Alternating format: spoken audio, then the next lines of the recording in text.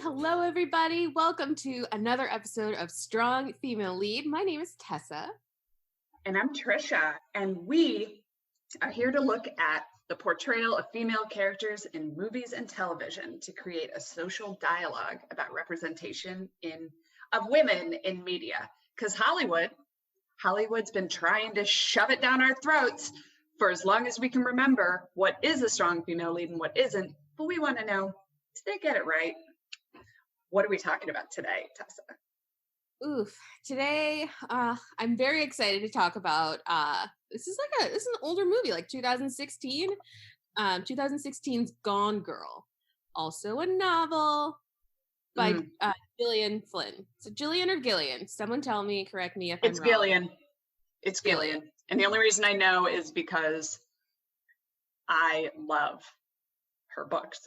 They're like the few novels that I read as an adult. Whatever Gillian throws out there, I will read because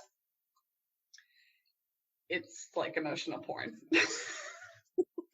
Like we discussed in our last episode, I may or may not have an addiction, or it's like just psychological thriller. I don't know what it is, but I like for my brain to be toyed with in movies and television. Boom. I feel different. I feel like this one is different from, like when we were talking about like Hereditary and Midsommar. I feel like this one is more like solidly in the thriller category. It's asking some very interesting questions. And yeah, playing with our perceptions in a very interesting way. But to give you a little synopsis, so Gone Girl was actually released in 2014. Haha, just kidding when I said 2016. So the story is pretty much about Ben Affleck's, told originally through the lens of Ben Affleck's character. So after his wife disappears, Ben Affleck's character becomes the focus of an intense media circus as he sees the spotlight turned on him when it's suspected that he may not be innocent. So with his wife's disappearance having become the focus of an intense media circus, a man, Ben Affleck, sees a spotlight turned on him when it's suspected that he may not be innocent. So pretty much that's what happens. We get the story from two versions of the same story, which is, I think this movie and why I picked it is so interesting because we usually talk about at some point in the podcast a little bit of how about masculinity and femininity, but very rarely is it so like obviously thrown in our face that how a situation can be perceived so differently between a masculine lens and a feminine lens and how that plays out in the media. So I was like, this movie is everything that we kind of talk about all in one package and done so well. As directed by David Fincher and written by Gillian Flynn, which we already knew was successful because the novel is successful, but I think it's so well done. So in the beginning, we get the story from Ben Affleck's point of view. And I'm just going to keep calling him Ben Affleck because I think he's not a great actor. And every time I see Ben Affleck, I just think Ben Affleck. Wait, so we can't call him Scott Peterson because let's be honest here. Scott Peterson has to be the inspiration for Ben Affleck's character. Lacey Peterson, her murder, and she was his pregnant wife, and then he was cheating on her, and then, he kind of got railed in the media for not being a supporting husband, not seeming sad enough, et cetera, and then eventually he was found guilty. But anyways, I think I haven't done the research, but I wouldn't be shocked if there was some inspiration because the interviews and all that kind of stuff. Anyways, if you guys are interested, Scotty Too Hottie, he has a very big following on death row also because people love criminals. Okay, go on. Yeah. Well, my only hesitation with referring to Scott Peterson is that in the end, he is innocent. In the film anyway. I don't know if he's in real life. Fair. But we would be doing exactly what the movie is speaking us about doing if we did. If we just assumed it was Scott Peterson. You know what? Totally. And that's a fair point. And I think that if that was the inspiration, I think this is an interesting, it's just an interesting way to tell it a different way, to tell that same story. Like, hey, we have an asshole guy, but look at what was actually going on. Yeah, you're right. Okay, we can't call him Scott Peterson because Scott Peterson was found guilty. Yeah, okay. Oops. And hopefully the judge and jury all got it correct. I mean, I don't know. I remember Scott Peterson because it happened like in Illinois somewhere. So I remember like the big like court case surrounding him and the hoopla and the constant media stories about like where's Lacey Peterson and that type of stuff. Amber, his mistress. I don't remember the whole thing. Yeah, and she was younger, and he was cheating on his wife while she was pregnant. Like, the whole. Anywho, okay, my apologies. I felt like it had to be said, and so he's not Scott. He's just Ben Affleck, truly, because Ben Affleck is Ben Affleck in every movie. Yeah, it just seems like, and just knowing anything of, like, I do know some things about the actor Ben Affleck, and this just seems like things that he would do. It doesn't seem like he's acting much. Like, it doesn't seem like he's having to like, go method or meta for, to depict Nick Dunne, who is his character in the movie. Like, it just seems like this is also Ben Affleck. So true, fair. And I mean, I'm just gonna call him Ben Affleck. He's a big enough celebrity that we can, he's Ben Affleck. But we get introduced to the story through Rosamund Pike, Amy Dunne, is his wife, and so we're getting a bit of her narration, but we're seeing this all through the eyes of Nick Dunne. So they meet, they fall in love, they have this amazing like cool girl banter where she is like dazzling him and kind of being everything that he that a cool girl is. What is a cool girl? The cool girl doesn't get jealous. The cool girl's one of the guys. The cool girl's sexy and you want to fuck her, but she's also going to have beer and hot dogs with you and never get fat. Like cool girl looks perfect without makeup. I read the book, and so it informs my watching of this, but there was a lot of buildup of this cool girl. And it's basically, it seems like the portrayal of a lot of females in movies is cool girl. Right. Yeah. Especially in rom-coms. So yeah, she's being cool girl in the beginning. Yeah, I would say that she is a living manic pixie dream girl. And then I think when we were asking when we originally did Manic Pixie Dream Girls, like what does it look like when a Manic Pixie Dream Girl doesn't die or doesn't appear? And I think gone, girl. I think she turns into Amy Dunne because there's really nothing left. She gets pushed too far and she becomes Amy Dunne. And yeah, what do you do when you invest into someone and then they just, end up cheating on you and moving you to the middle of nowhere away from friends and family and resources and your sanity? You'd snap, and anyone would snap. So we get, so Amy Dunne, his wife, is missing. And so Nick, aka Ben Affleck, comes home from a day out. He works at a bar called The Bar, or he owns a bar called The Bar. And so he comes home from hanging out with his sister Margot, and he comes to his home, and there's the coffee table is broken. Things are like slightly askew, and he can't find his wife, who is Amy. And so I'm assuming hours go by. Amy's not coming home. He checks the house, doesn't see her. Calls the police, and that's when kind of the action begins, is once the police arrive, because now there's something wrong, there's something missing, and it's official. So the police are walking around the home and they're asking him like kind of routine questions about his wife and her goings and doings. Who are her friends? Who does she talk to? What does she do when you're gone at work? Like, tell me normal things about the person that you've lived with for 2 years. In this small, I love when she has the intentional slip in calling Missouri misery constantly. And I was like, it does seem pretty terrible. Yeah. Shout out to Missouri. I hear don't stop listening.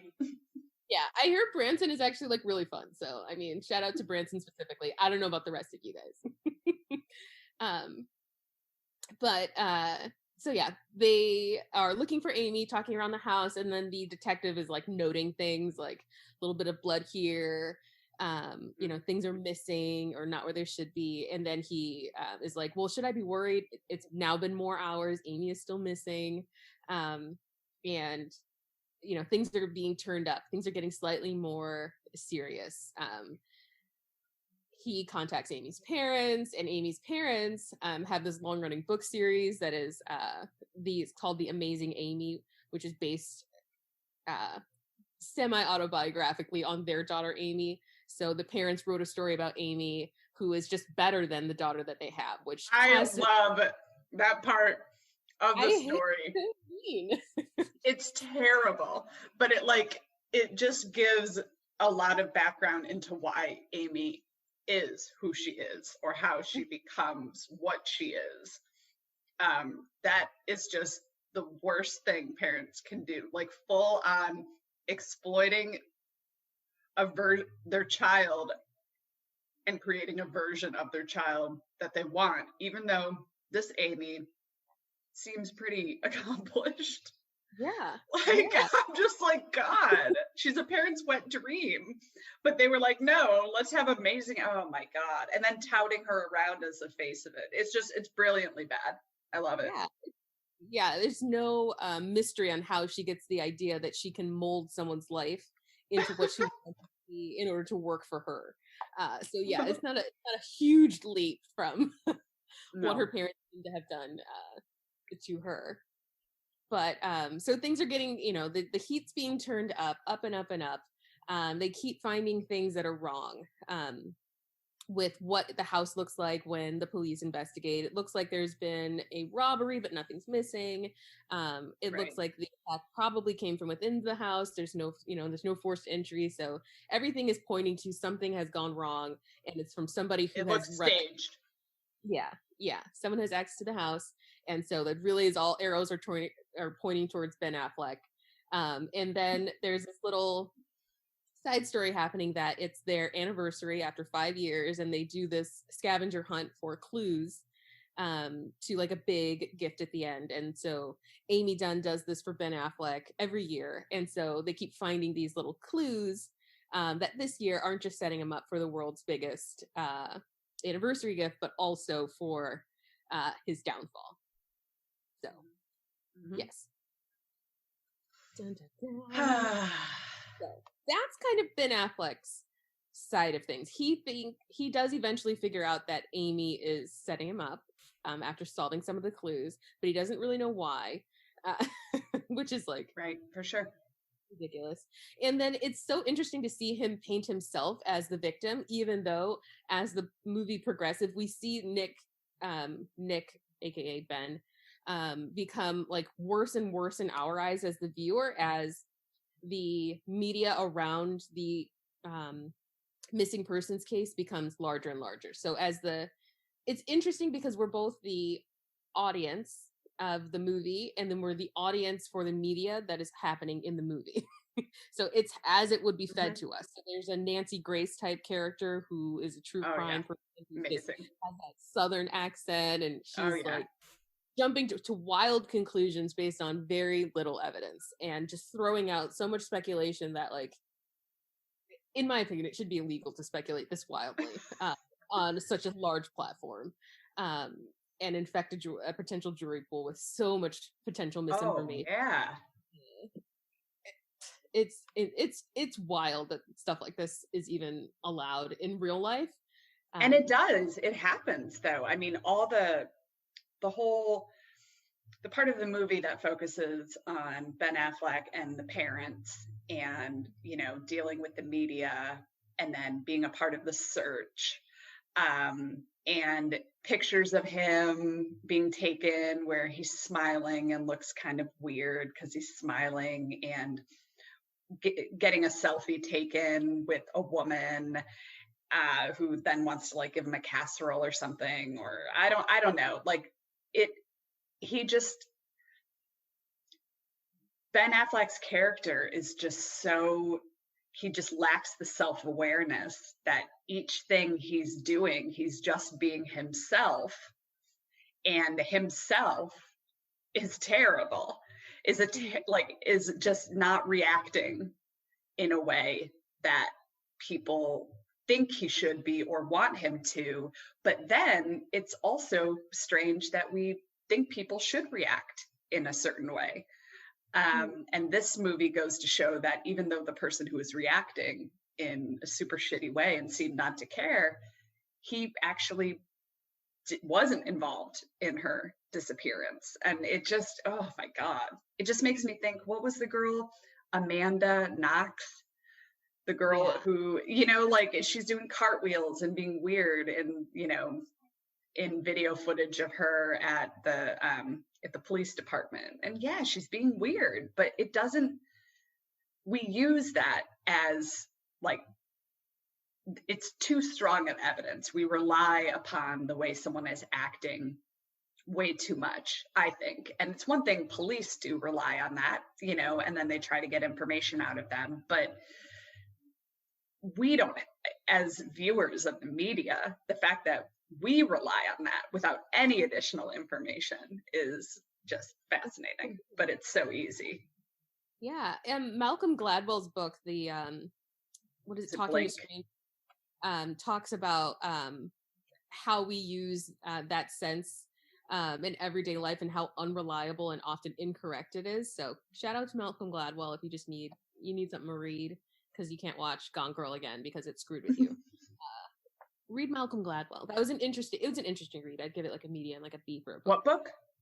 It's called Talking to Strangers. Okay. Yeah. I've read Blink. That was pretty good. Oh, I haven't read that one. Just about our first, our perception or our split-second decision-making. Oh, interesting. Yeah. But he's good with that stuff, kind of the psychological, like why we do what we do. Yeah, what does he think of Amy Dunne? Or Nick Dunne? Malcolm. Shout out. You make a shout out to us. You let us know. So, okay, so we're getting dragged into this narrative, and it seems like we're seeing Nick go through it. Yeah. And we hear how he views Amy based on what he says about her. But then the narrative is Amy. And so we're hearing her views because she's not there, she's missing. But we're not hearing Nick's thoughts, right? We're seeing his play out. So then we hit, I'm thinking in terms of the book, but eventually we learn that neither of them are reliable. Like in the book, you are hands down on Amy's side in the very beginning. You truly believe that Nick did something to her. And the way her diary is written just makes you feel like she's totally in fear of her life and her husband is threatening her. And you don't find out, it's like you just get hit in the face with the fact that she is not who she says she is. Where in this, you're wondering if she is. What? Yeah. But it's moving a lot faster. It's moving a lot faster. That type of trust in the narrator. Well, you do in a book. You naturally trust the narrator because it's the only voice you have. But in a visual medium, we're both hearing something and seeing something, which could be completely different. Which is like that weird cognitive dissonance that's unsettling. Yeah, for sure. And I love the movie, but I don't know how they would have been able to do that in the movie. But in the book, you do not question Amy at all. And it was shocking when you realized that she was creating diary entries for a reason to build up for her being missing. But in the movie, you're kind of like, oh, this is just weird from the beginning. What is Amy feels a little weird, something's off. But also I was watching it after having read the book. So I guess I'm not that reliable either. But yeah, so basically we learn Amy's not missing. Amy's alive. Amy's alive, and she is a Olympian level Karen. Like if there's a Mount Olympus where Karen would sit atop, the statue, the face of that mountain is Amy Dunne. Oh my God. Wow. My real question is, how long was she in the planning phases of this? Because like their anniversary is like in July. So I'm like, but for how long have you been planning this? Is this like a week's worth of effort in the life of Amy Dunne? Are you that good? Or is this, a year's worth of effort? Well, I guess the diary, and oh yeah, but how long was she doing it? I don't remember, but I would think months at least. Maybe longer. No, she had to be doing it for a while because she cultivated a friendship with the neighbor. Right. So that like, level of patience and oh my God, is scary. It is. Especially in correlation with the invitation. Now I just think that everyone is plotting against me. The long con, guys. It's the long con. Don't accept any invitations and make sure you're like nice to everyone. Be nice to everyone, because truly, but her level of dedication was, I had to respect it. I mean, it is there's so much time, and just to then keep up appearances with him throughout the whole thing, and to develop this friendship with, don't you like that actress? Isn't that someone that you like? I feel like she's a comedian. Who? What? The neighbor? Who? Oh yes, Casey Hunt. I love her. I'm so happy every time I see her beautiful face. I love her. She wasn't super funny, but like she was great in just the woman who just wants to talk, like, I know Amy, like she's my best friend, and like and Amy just going to her and talking about her husband. I mean, just the long game is so good. I like only a woman, I think, sometimes, like, because this takes a certain amount of resilience and being able to like subdue yourself. And it's in a way, I mean, I don't know, it's kind of stereotypical, but like as women, we learn how to play along in certain ways to just like get by every day and without exploding, right? Yeah. And it takes longer for us to explode. Yeah, I love it. I love it. And it just occurred to me that she's been planning this for probably close to a year, because she found out about the affair and they'd only been together for a year and a half. So it's like up to a year that she's been planning all of this, which is, again, like Olympus level. Olympus! Like, you are a god. Like, we are all mere mortals, like just living in Amy's universe, because she played the entire world like a fiddle. Like, my God.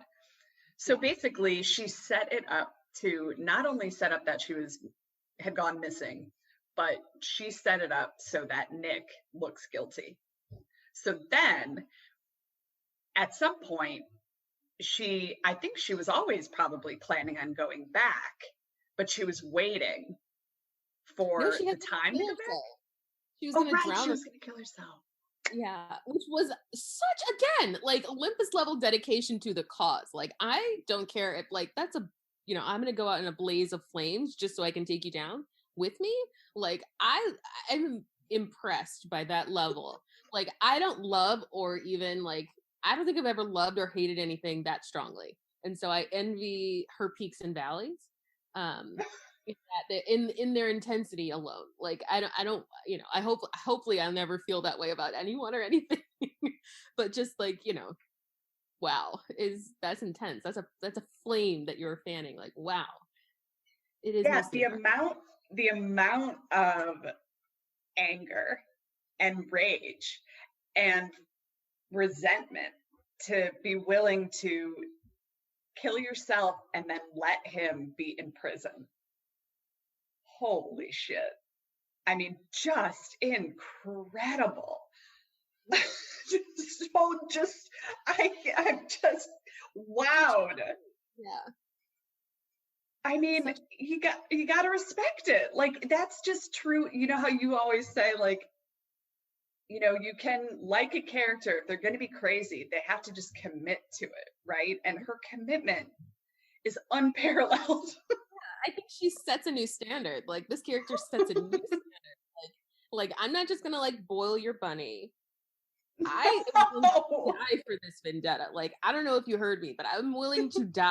I'm willing to commit suicide in a very slow way. Like, rocks in the pocket, walk to the end of the like bottom of the Gulf. that's a slow way out. Like she's taken a very generous bow. I think she wants out. to make sure she's not found, maybe. Yeah, but like I'm assuming she's alive while walking in and not just being like carried away by the tide. But you're very conscious that you're drowning and making a choice to drown. You're going out Ophelia style. Is that Ophelia? Yeah, the river. Yes, yeah. There's some sort of like reference to literature in Ireland for some reason. I don't know if there's like some. Do Irish people, is that like a cultural? I don't know. I don't know why I always think of when Rock's in the Pocket, I think of Ireland. I don't know. That's funny. I think of the mafia.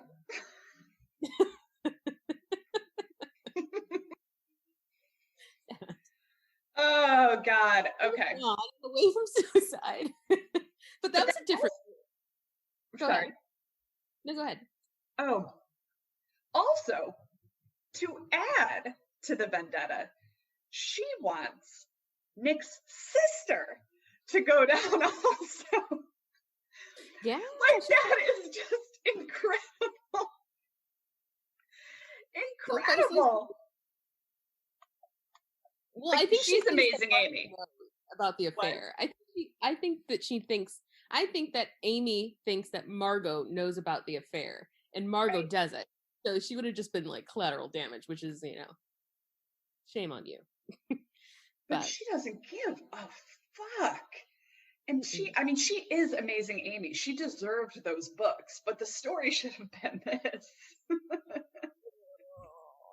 God. Oh God. It was, yeah.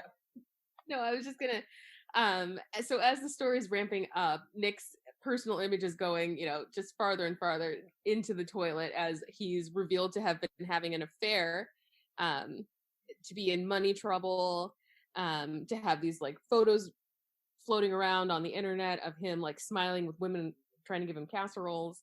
And so he's pretty much at his wit's end when he decides to go on like an ABC Diane Sawyer type interview, expose and everything. And Amy sees the interview, and that's where kind of a shift happens, where she's like, oh, so he's realized that, I was right and he was wrong. And he's very strong. All the little things, like there's this little thing where he covers his, like, he has like a butt chin and he like covers part of his chin to like ingratiate himself to her like through the TV. And so he's saying everything that she would want to hear, because he figures out that she's not only alive, but she's likely watching. And he's correct, he was watching, but only after she like takes in Desi Collins, played by Neil Patrick Harris, who is really kind of one of the tragic figures of this whole... She kills him. Like Amy wasn't a murderer at first, right? She was doing crazy shit, but she wasn't a murderer as far as we know. Until him. But we learned about her past also, that like she's done this before. Yeah, like she accused a man of rape. And it seems like she made it up, at least based on the information we have. And then she's always kept the Desi character sort of strung him along until she needed him. So she just she uses the characteristically feminine traits and uses them against the men in her life. And it's just fascinating. Yeah. I think that like Amy Dunne is the most interesting case of what must be toxic femininity, the most blatant case of what must be like toxic femininity. If we can call like certain, like the extreme version of masculine traits toxic masculinity, then these extreme versions of feminine, this extreme and negative version of typically feminine characteristics must be toxic femininity. And to see it displayed so pleasantly is job, like, because the actress is good though. Like she was a good pick for it. She seems very, very upper echelon. Her voice, like just everything about her just makes her fit perfectly into this mold. Yeah. So Amy's on her way back. She's on her way back to her old life and to the old Nick, the one that she fell in love with, the New York writer with all the potential. And so she does have to go through Neil Patrick Harris to get there and to make it plausible that she was kidnapped and didn't just run away. So she does end up setting up NPH for a for the kidnapping, and then she ends up murdering him in order to sell it, which is again just so much. So she started with framing Ben, but then she ends up framing her ex. Yeah. And and this is where it's like, how long has this game been going on? Because apparently that ex has been quote unquote stalking her for years. So like, it just makes you wonder, like, if she had been setting this up in some way back to like when she was in college, just like making sure she had someone there that she could, she could have been planning this since she was 5 years old, as far as I know. Like, I don't put it past her. I mean, it is just crazy. Yeah, and she gets a lot done in like one afternoon while he's at work. Like, I was like, oh my God, you're crafty. You're a crafty one.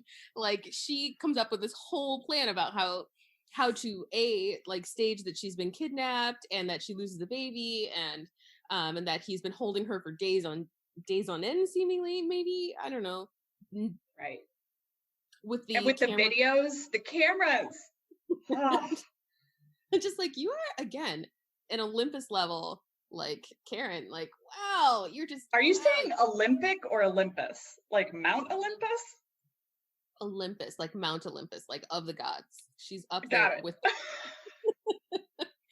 There's all the Greek gods and Amy. I love it because I'm thinking Olympic, like it's a sport. Like she is an athlete. She is a performer. She's a size 2, and she made that known. So. She what? She's a size 2, and she made sure that we. And I'm like, cool, you do you. I know, what a bitch. Holy shit. So I do think it's interesting though, because so basically she sets it up and then she comes back because Nick, like you said, ingratiates her during the interview. The interview on whatever show. So he knows that she's framing him from the beginning. So as much as we like don't like him and we kind of like, oh, he's kind of dumb, or he's like that sort of asshole husband. He doesn't seem to really help out, and he just like, I don't know, just annoying. And he knows she's framing him from the beginning. And then he knows what she wants though, which is also brilliant as part of this, because there's a reason she chose him. There's something very, very intelligent about him, even though he kind of has this misogynistic sort of way about him. So he basically manipulates her on TV. He knows what she's looking for. So he gets her to come back by saying he's sorry. I'm wrong. You're right. You're perfect. I'm wrong. I was a terrible husband. She goes back, and then he wants her to divorce him, and she refuses, and she says, we're going to be together, and if not, like, I'll make your child, I think this was part of the movie too, I'll make your child hate you, or I'll accuse you of abuse. And it's like holy shit, like he cannot win at this point, because she has truly set it up. Like he is, like, people think they're stuck in marriages, but he is stuck. And he's also stuck in a way where like, oh, you can't be like unhappy in the marriage and then have affairs or whatever. Like he's stuck in, he has to be like a devoted husband to this woman for the rest of his life. Crazy. I mean, doesn't he have a choice though? Like if he really hated her, couldn't he just choose to go to jail? Like, but okay, so it's that or jail, right? But like he doesn't have the choice to get out and be free. Like it won't happen. Well, he had that choice all the way up until like he cheated on her. So he's both a victim and also not a victim. He just found someone to out crazy him. Like you got to know for sure who you play. And also like I don't know, again, the parts of me that are just on Amy's side is just like, we were both lying to each other. And there's this like really famous Nikki Giovanni and what's his name? James Baldwin conversation where they're just talking about like relationships, and one of the like lines of it is Nikki Giovanni is saying like, lie to me when you come home at night, just lie to me like you lie to everyone else. And that's what comes to mind when I think of the relationship between Nick and Amy Dunne. You can lie to everyone else about like how happy you are, how like accomplished you are, how beautiful you think life is, but when you come home, you give me like absolutely shit. You treat me like shit. You ignore me. You cheat on me. You sold me a dream, and now I want the dream. Like, just treat Yeah, me like everyone else. Because I'm the one who's like actually here for you. I'm the one who actually, in her own way, loves him. And I'm the I one that you chose. agree. So I'm I like, do feel really bad for her in that sense, for sure. And I think that's relatively common. Like people get, whether or not it was in like, a pathological way, but a lot of people get sold a bill of goods mhm, in terms of relationship. And then all of a sudden, the person that you're in the relationship with is not the person that you're showing your best self to. You're just saving it for everybody else. yeah. And like, I think every woman could relate to that to an extent for sure. And so that is what made me feel like, yeah, he was like a real dick. But then I just wish she could have left him. Yeah. This Like it was, I mean, I get it. Like, don't be with him. I mean, yeah, for sure. to use less agency before. Like I've never wanted someone to do less. Like be less of an SFL. Like just do less, Amy, and just leave. Use your agency, you muster it all up, and just start over. Like, It was just a lot of energy to then be in a relationship with someone where you knew it was fake, but maybe she just didn't, like, she couldn't be with anyone else. Like there was something about him that she needed him, but she needed a version of him, and that was it. And I don't know what that is, and I don't remember if it really got into that in the book, but like no one else would do, man. And at that point, she's a killer. So of course he's also terrified, let's be honest, because once he finds out Tessie's dead, he definitely knows who did it. So there's that. Also, I mean, he's not, it's like in a sense, they're both victims and not victims. And that's what's so great about this type of story is they're both like you can empathize with a piece of both of their stories. Like, yeah, Nick was an asshole. Did he deserve this? I mean, that's quite a punishment, right? And then Amy, like she had, he was a terrible husband, but did she need to do this? like, But so both of them they victimized each other, and they, in the end, seemingly deserved each other. And it was like, well, this is a little modern fairy tale. Thank you, Gillian Flynn. This seems wonderful. And then they're going to have a baby. Hi. Oh my God. can you imagine how powerful this child would be? Like, just Ooh. the most powerful child, especially if it was a tiny female child. Like, ugh. Tiny female. I just feel like it would just be the Antichrist. Between the two of them. Yeah, all the charm and charisma from Nick, and then all of Amy's crazy. Like this kid would ruin us all. I'm just sure of it.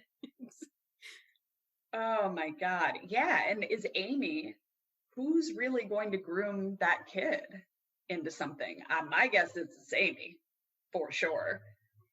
And then she's just going to have a little partner. Like that's basically, she has physically created a partner to work with her against Nick. It's brilliant. I mean, the game is so long. It's extending generations. Spanning. Doesn't it make you wonder if Amy's mom is more like that? Because the way she spoke to Amy, like at that scene where Amazing Amy, the book, the character in the book was getting married, the way that the mom spoke to her, didn't it kind of seem like, oh, yeah, maybe this both extends into the future and into the past. Like, for sure. It is how Amy's parents wound up being Amy's parents. It's like generational trauma, but it's like I don't know, generational psychopathy. I don't know what it is, but it does make me kind of want the backstory of the parents and also to know about the child. Yeah. What are they going to do? Yeah. Okay, so for strong female lead, we have 3 criteria. We look at whether or not the lead character is top billed. Does the character impact the plot and or move the story forward? Or does the character have agency? I mean, this is all Amy. This is strong female lead. For sure, Gillian Flynn's novels all feature strong female leads like this. There's no question. She is the plot. She makes everything move. She's a puppeteer of the entire thing, at least in my opinion. This is Amy's story. Even though Nick is also the main character, this is Amy's story. It's Amy's story even when we're seeing Nick and not Amy. You know, like we're seeing her story through him. It's just incredible. Really good. Like, thank you, Gillian Flynn. And the book was written in 2012. And I remember her books just getting a lot of media attention because of these women. You know, like, finally, it's the women. And they're playing long games. And they're fucking with you. They are doing it.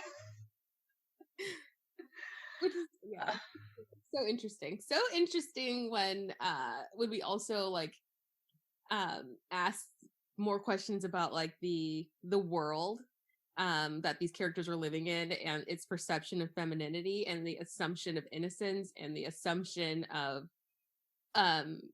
the positive and negative assumptions that are given, like the positive ones, and that, like, Amy is she sets herself up and she's very honest as the narrator throughout about being like, well, I'm beautiful, I'm pregnant, I've befriended this the neighborhood buffoon in order to sell the story, so no one's going to question it, even though there's such obvious holes in her story. And I was like, this is why I call her like the Olympus level godlike Karen, because, like, this is everything that the quote unquote a Karen would do in order to get her way, and then weaponize those things, kind of really weaponizing what people would think of positive aspects and giving someone the benefit of the doubt and weaponizing those things in order to get disproportionately more than what she should. For sure. Now that you said that, it truly is. She weaponized her privilege and she weaponized femininity. Brilliant. Yeah. I mean, I don't like weaponizing privilege, okay? Like, yes, I mean, but watching it happen like this, and the person just, for the self-awareness that Nick Dunne didn't have, Amy made up for in spades. Like, she was self-aware and also aware of everything he would do or think. Her lack of self-awareness is in that she thinks she deserves a certain thing, like her entitlement. Like, it doesn't appear that she sees any of this as her feeling like she is entitled to something. It's more like, I just know what I am and what I deserve. So there is like a lack there where it's sort of like, girl, like, what in the fuck, but she's aware enough to know what to use and how to use it. Yeah, that's the cognitive dissonance that I think people are always pointing to when they call people Karen, is that, like, you can't both be aware that these privileges exist and benefit you, and then be unaware when you're, like, called to the carpet to answer for the decisions that you're making. Right. And so, yeah, interesting. Right. I love this character. I think that it's such an interesting examination, but I also like that it calls the audience in, the viewers in, or the readers in, to look at our preconceptions of how we're interpreting the information that's being given and who is giving it to us, because you would look at Amy, and just because of the media portrayal in society as it exists, you wouldn't assume that she has such nefarious intent. Oh, for sure. It's definitely like unconscious bias she's playing with also. It's just, I mean, she's she's great. She's just, I mean, if you have a plot, get Amy's help, or frankly, get Gillian Flynn's help, because she came up with all of this. And Yeah. she actually lives in Chicago. And I know someone whose kids went to the same school as her. And so she's been to her place. And I'm like, where's Gillian? I'd love to find Gillian. I'd love to be like, girl, is this like, when you write things like this, it's just so fascinating to me that I wonder what the person is like, right? Because you can write about things that are totally separate from who you are as a person. But I'm like, is this shit that you'd like, just if, you weren't accountable for anything you could do? Like, is this, because this was so well written. It was great. I don't think that this storyline is so far outside of the realm of possibilities. I think where you go like off the rails for me is like the murder of Desi.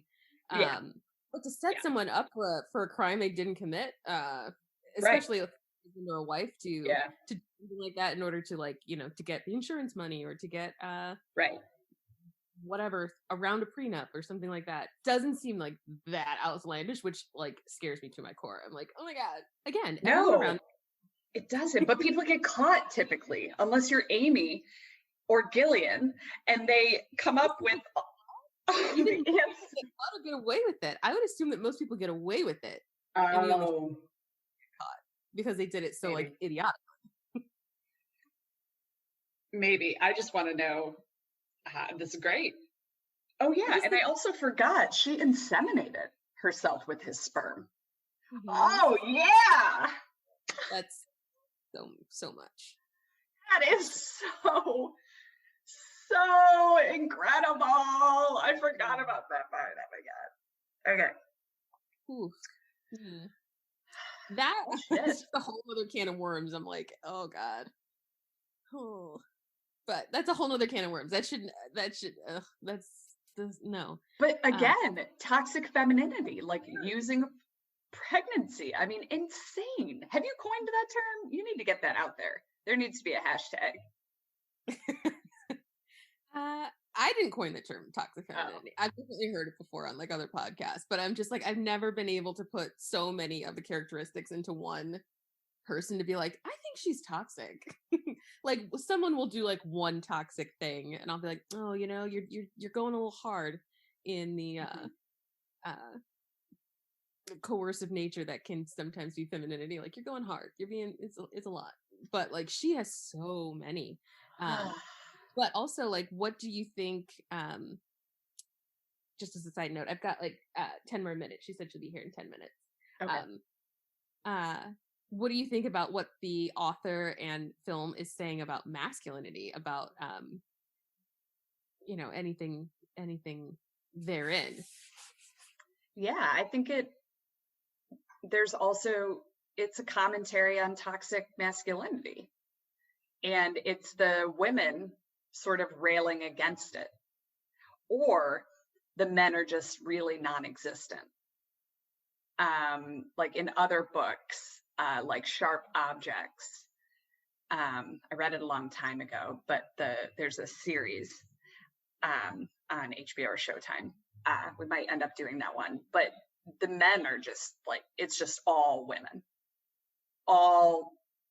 women, some toxic, some not. But I think it really is women operating against a society, like a patriarchal society, and doing what they want to do, how they want to do it, but using the traits that have been put upon them by men against them.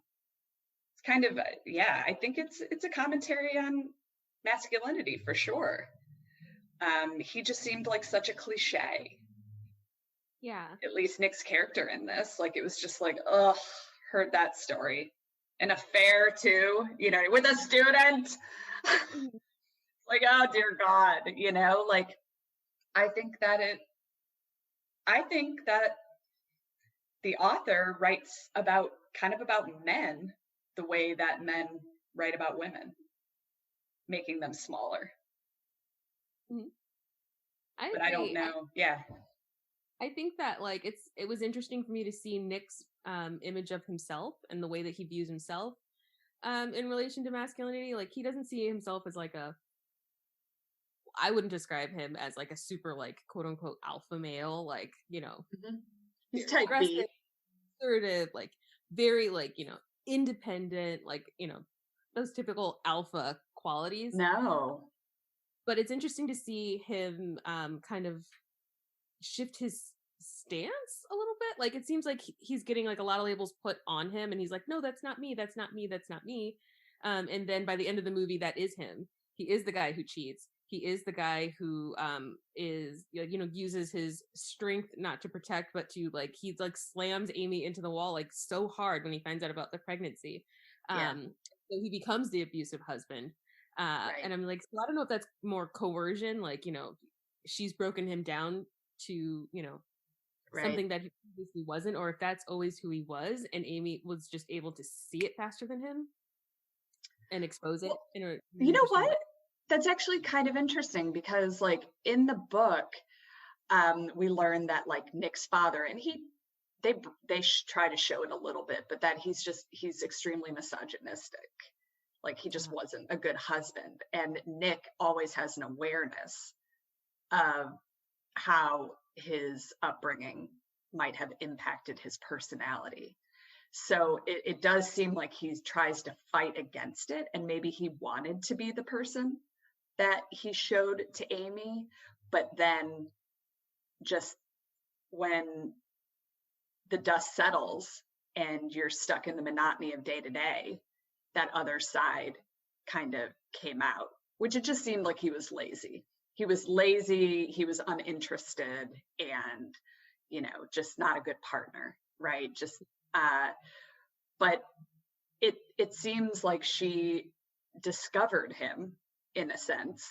And like, I don't know if she knew that side was there all along or if she figured out it was and then used it to create this narrative. And then really he did not even necessarily become it, but it was like latent. And then he brought it out. So now he's both. Now he's the total asshole who's shoving her up against the wall, but he's also going to be the perfect husband because she's blackmailing him. So it's really fascinating because I'm not sure what Amy wants either. Yeah. Because she doesn't really seem that scared when he shoves her like that. Why would she be? She just killed someone. She doesn't care. I do not think Amy is really afraid of him at all. And so it's just this power play. Like they bring out they truly bring out the absolute worst in each other. Yeah. Well, it's just so interesting because, like, you know, like when you go on a date and you say, like, you know, maybe the first couple dates you're just meeting the representative. It's just interesting that both of the representatives, like, saw each other and was like, yeah, I'm into it. And then, like, both of their, like, real personalities are kind of horrible people. Like, underneath. Right. And she sold him a bill of goods also. She sold the cool girl.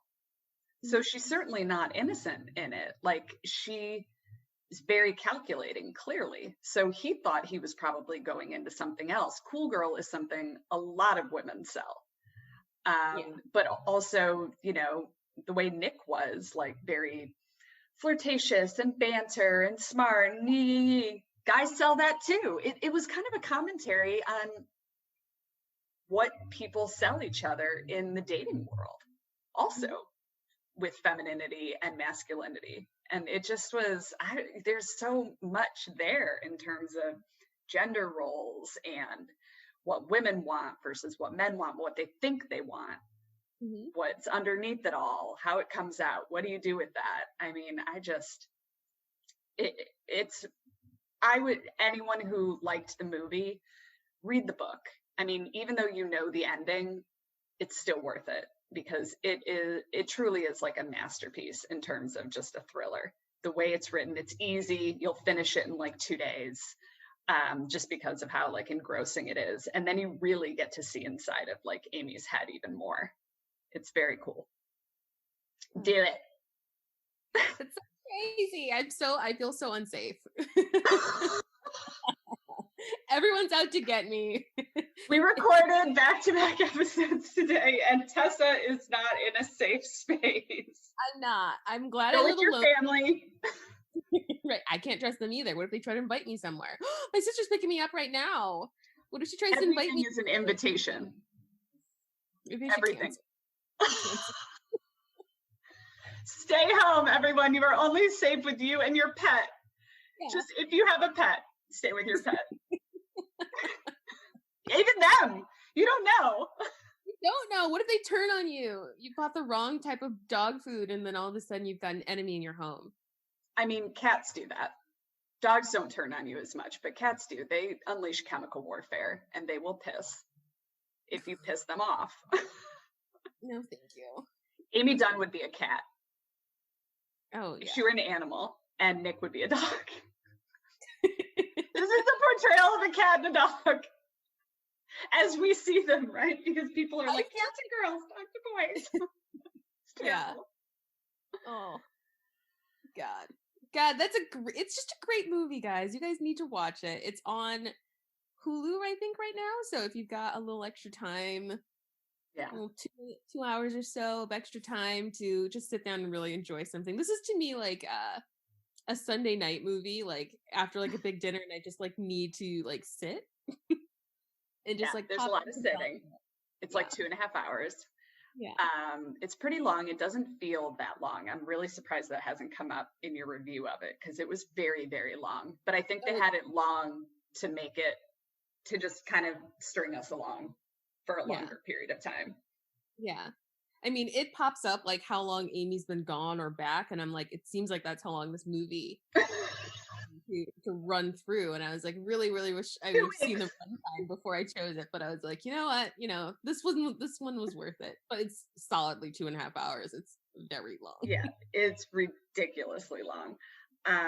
But a story that must be told. And frankly, I know you say Sunday night movie, but if you're going to spend your Sunday night going to sleep next to your partner, maybe you want, I mean, maybe you don't. Maybe Sunday night's your couch night. I don't know. No judgment.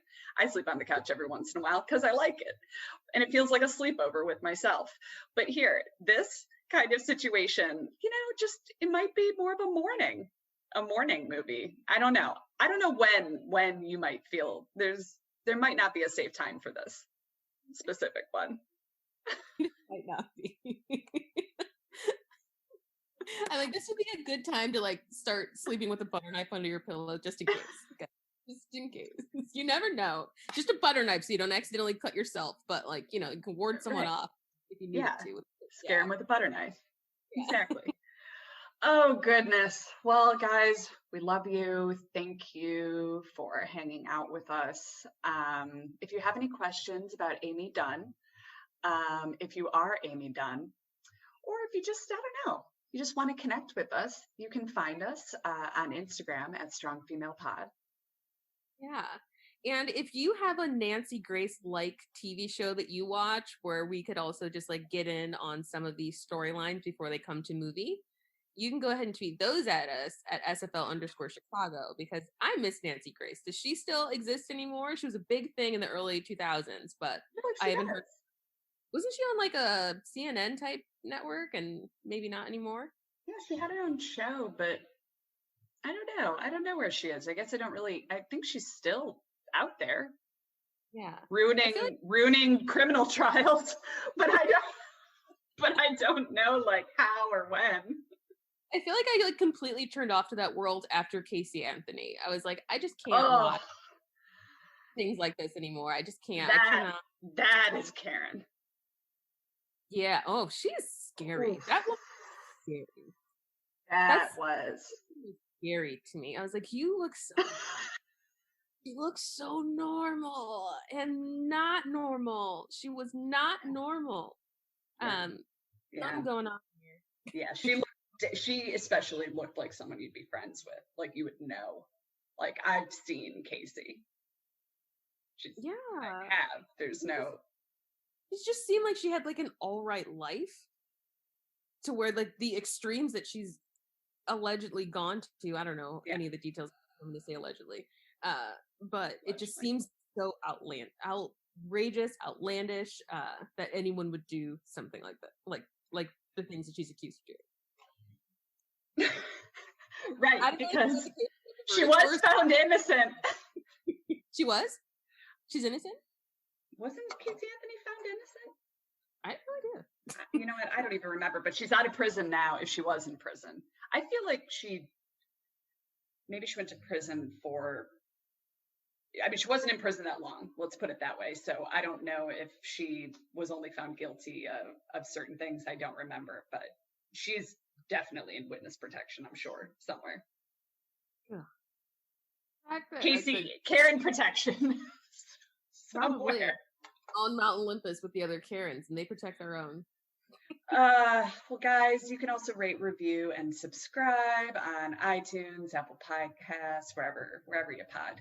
And we love hanging out with you. Yeah. See you next week, guys. Bye.